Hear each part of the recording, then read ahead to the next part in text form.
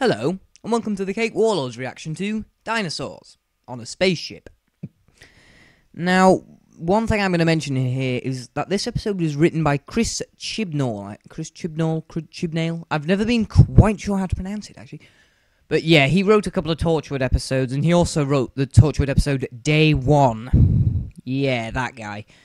Now, he likes writing things about sex and things, so that's what he did a lot in Torchwood, but here, he can't do that. No, not got the right airtime for that.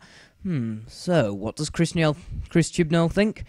Well, I can't do sex, so I know! I'll do innuendos! And there's a lot of them in this episode, really. I mean, you know how in certain reviewers do that thing where it's like, there's a counter where it goes innuendo count, and every time there's one, it goes up. Yeah, I'd love to do one of those if I knew how. But really, if you played a drinking game where it was every time you hear a sexual innuendo, take a shot, you'd be feeling a bit woozy. Not completely drunk, but, a bit woozy.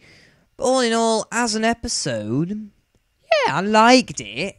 Sure, it was a bit iffy here and there. I mean, oh yeah, the Silurian spaceship. That just seems like an excuse to get the dinosaurs there. Silurians were hardly in it. They just appeared on the screen. And quite frankly, didn't they bury themselves? So some went out, some got buried. Yeah.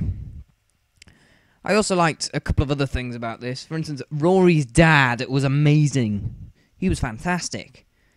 He started changing a bulb, first of all, and then he was like, whoa, look at me, I'm in space, and everything. And he was the typical dad. He was sat there, watching the Earth at the end while drinking a cup of tea. I loved him. Brian, his name was. Brian Williams, or Pond, as the Doctor calls him. But yes, that was brilliant. Now, the cast all give fantastic performances, as per usual. Now, we have a couple of new additions here. We have Queen Nefertiti of England? No, Queen Nefertiti of Egypt. Yeah, I had trouble saying Egypt. Yes, we have her in here. She does quite a bit. She's sort of... Oh, yeah. I'm Chris Chibnall. Let me see. Who can I have? I'll have her flirting with an African safari bloke. Yeah, that's good. So they're in there. Not sure why, once again. Now, another thing in here was... Well, it reminded me a lot of scenes from The Hitchhiker's Guide to the Galaxy. You know that big Argos catalogue thing the Doctor mentioned? It's like everything, only with a price. Oh. Well, that seems like The Hitchhiker's Guide and Argos had a baby. And those two robots, they weren't paranoid or depressed or anything, but they still reminded me a little bit of Marvin. So yeah, I sort of felt, did this episode borrow heavily from Hitchhiker's Guide? Maybe it did, maybe it didn't, maybe it's just my imagination, but I sort of saw quite heavy connections. Now the villain here was a bit laughable, if I'm perfectly honest with you. I mean, the robots I like, but he himself was a bit useless, I think. I didn't really like him. I know I'm not meant to like him, he's a villain, but I didn't like him because, well, he's a bit rubbish, really. I mean, he was just sort of there. Ooh, I trade things.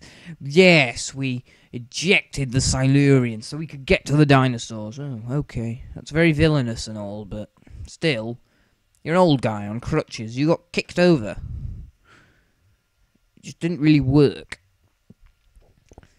Now, another thing I thought was quite laughable is how the robot couldn't actually hit anything. Remember in The Hitchhiker's Guide when the Vogons couldn't hit anything? Vogon trajectory? Yep.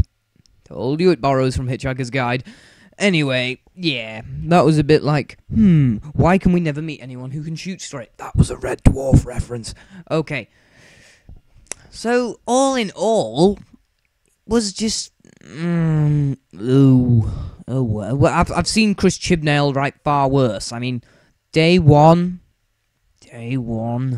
Okay, but all in all, it's not that bad an episode. I mean, sure, there were a few things here and there that were a bit messed up, and then the dinosaur does you meant to be all emotional, oh my god. I sort of felt the dinosaurs were maybe there for the kids or something like that, because I have a little brother, he really enjoyed it, and he's only 5, so yeah, I'm thinking, was that a thing to lure the kids into the show? Perhaps.